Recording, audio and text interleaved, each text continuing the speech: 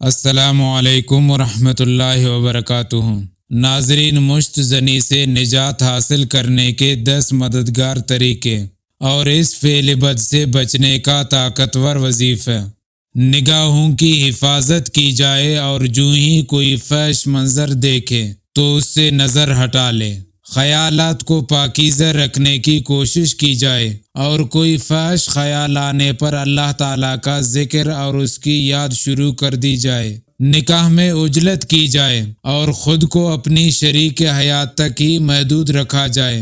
اگر نکاح کی استطاعت نہ ہو یا بیوی یا شوہر تک رسائی ممکن نہ ہو تو کثرت سے روزے رکھے جائے۔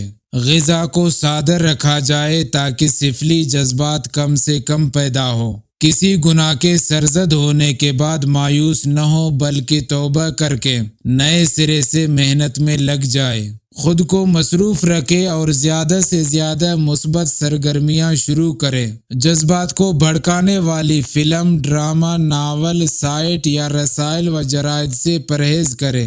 جسمانی مشقت کرے اور کسی کھیل کود یا جسمانی ورزش میں خود کو مصروف کرے۔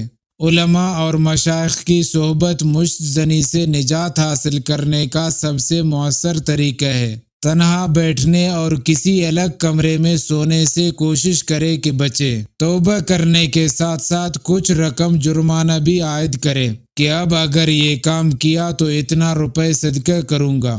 جب تک یہ عادت نہ چھوٹے، روزانہ 2 رکعت نفل توبہ و حاجت کی نیت سے پڑھ کر اللہ تعالیٰ سے اس گناہ سے چھٹکارے کی دعا مانگے۔ نماز کے بعد 100 مرتبہ درود شریف پڑھ کر دعا کرے اور کثرت سے اس دعا کا ورد کرے۔ اللہم انی اسألک الہدی والتقی والعفاف والغنی۔